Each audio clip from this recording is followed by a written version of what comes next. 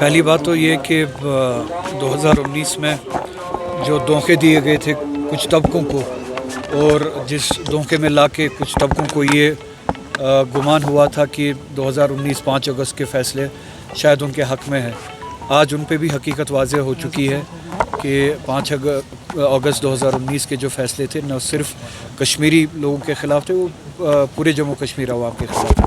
اس میں چاہے لداخ سے وابستہ لوگ ہو، جموں سے وابستہ لوگ ہو یا کشمیر سے وابستہ لوگ ہو۔ 2019 کے فیصلوں نے ہم سے ہمارے اختیارات چھینے، ہم سے وہ سٹیٹس چھینا جس سٹیٹس کے ذریعے ہم اپنے فیصلے خود کرتے تھے۔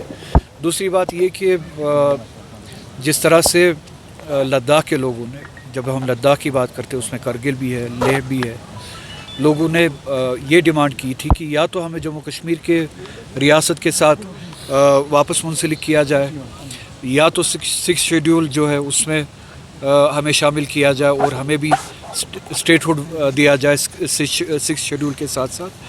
تو جب تک یہ 5 سالوں تک پرامن طریقے سے بات کر رہے تھے، اپنی ڈیمانڈ کو رکھ رہے تھے، چاہے وہ دلی میں ہو، چاہے وہ لیہ میں ہو، چاہے وہ کرگل میں ہو، تب تک مغرور ہو کے یا بے پرواہ ہو کے ان کی طرف جو دھیان نہیں دیا گیا، جو توجہ نہیں دی گئی، جو احترام نہیں دیا گیا ایک ڈیموکریٹک اسٹرگل کو یا پرامن کوشش کو، تو سب سے بڑے مجرم تو اقتدار میں بیٹھے دلی میں وہ لوگ ہیں جو فیصلہ لیتے ہیں، جو پرامن لوگوں کی پرامن باتوں کو سنتے نہیں ہیں۔ 5 سال سے یہ لوگ، 6 سال سے یہ لوگ ان 2-4 باتوں پہ ڈیمانڈ کر رہے ہیں، یا تو ہمیں جموں کشمیر کے ساتھ واپس شامل کیا جائے اور ہمارا سٹیٹس بحال کیا جائے، یا ہمارا سٹیٹ ہوڈ بحال کیا جائے لداخ کا 6 شیڈول کے ساتھ۔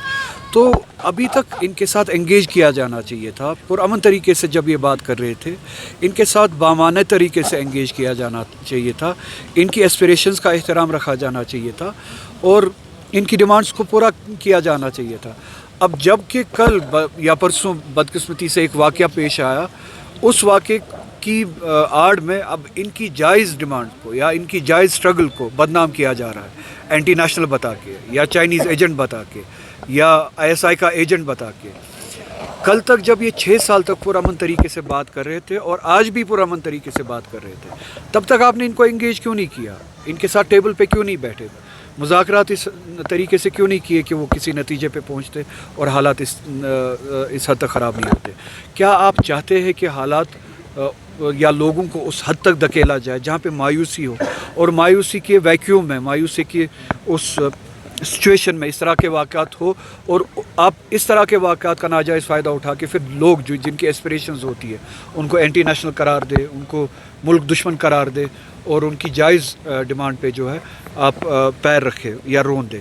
تو میری آپ کے ذریعے سے گزارش ہوگی لداخ کے عوام کے ساتھ کہ وہ پرامن طریقے سے اپنی اسٹرگل کرتے رہے، ہم سب ان کے ساتھ ہیں۔ اگر وہ چاہتے ہیں کہ ان کی ڈیمانڈ یہ ہو کہ وہ جموں کشمیر کے ساتھ منسلک ہو، ہم ان کے ساتھ ہیں۔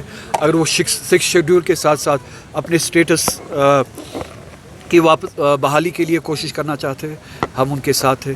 6 شیڈول کے ساتھ ساتھ اپنے سٹیٹ ہوڈ کے ساتھ کے بارے میں بات کرنا چاہتے ہیں، ہم ان کے ساتھ ہیں۔ پرامن طریقے سے وہ اپنی لڑائی لڑے، جموں کشمیر کے عوام ان کے ساتھ ہے۔ سر، یہ سکینہ اتو صاحبہ نے پچھلی بار بولا تھا کہ رولا صاحب عمر گورنمنٹ کو نشانہ بناتے ہیں، جبکہ وہ خود اسمبلی میں ہے، تو یہ پارلیمنٹ میں ہے، وہاں پر تو کوئی بات نہیں کرتا۔ وہ سب کے سامنے اس پارلیمنٹ میں کیا باتیں ہوتی ہے، کیا باتیں نہیں ہوتی، وہ سب کے سامنے، ان باتوں کا جواب مجھے دینے کی ضرورت نہیں ہے۔ رولا صاحب، جو لداخ میں حالت بنی، لداخ میں اسٹیٹ ہوڈ کو لے کر مانگ کی جا رہی تھی، ادھر جموں کشمیر میں بھی اسٹیٹ ہوڈ کو لے کر لگاتار آپ مانگ کر رہے ہو، کیا لداخ میں جو کچھ ہوا اس کے اثرات جموں کشمیر میں پڑ سکتے ہیں، اور کیا جموں کشمیر میں اب اسٹیٹ ہوڈ کی مانگ کو چھوڑا جا سکتا ہے؟ نہ صرف اسٹیٹ ہوڈ بلکہ ہمارا اسٹیٹس جو تھا 370 کے ذریعے جو ہماری پروٹیکشنز تھی آئین میں، وہ کل اس کی ڈیمانڈ کل بھی زندہ تھی، آج بھی زندہ ہے۔ کبھی آپ لوگوں میں وہ مایوسی دیکھتے، وہ اس وجہ سے ہے کہ جو پاور میں لوگ ہیں، دلی میں لوگ ہیں، وہ لوگوں کی ایسپریشنز کو اہمیت نہیں دیتے، اس کو امپورٹنس نہیں دیتے، ویلیو نہیں دیتے۔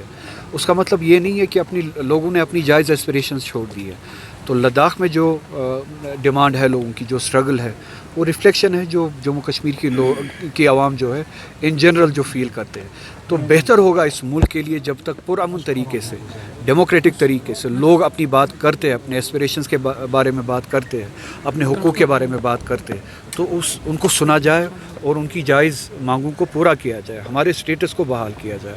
خدا نخواستہ اس طرح کا ویکیوم کریٹ نہ ہو کہ جس میں جو ہے پھر اس عوام کو بھی اور ملک کو بھی نقصان اٹھانا پڑے. یہ کسی کے حق میں نہیں ہے. جمہوری طریقے سے پرامن طریقے سے اگر جموں کشمیر کے عوام ہم سب اپنی ایسپریشنز کے بارے میں بولتے ہیں, اپنے رائٹس کے بارے میں بولتے ہیں, تو یہ ملک کے حق میں ہے کہ جو دلی میں طاقتیں ہیں وہ جموں کشمیر کے لوگوں کی بات کو سنے اور اس کو پورا کرے, اس پہ عمل کرے.